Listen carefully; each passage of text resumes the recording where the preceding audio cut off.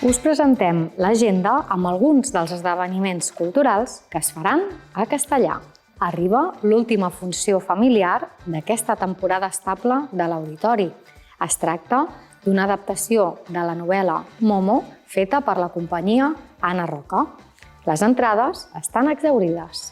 Els esplais Corriol, Sargantana i Xiribec organitzen una festa amb motiu del Dia Universal dels Drets dels Infants. Durant la tarda faran una activitat i a 2:15 hi haurà una animació familiar musical a càrrec de Ramon Roma. Per continuar celebrant els 50 anys de ballades continuades, l'entitat Vall de Gitanes projectarà un documental a l'Auditori. I la pel·lícula d'aquest diumenge d'estrena és un film de Pedro Almodóvar. Gaudim de la cultura!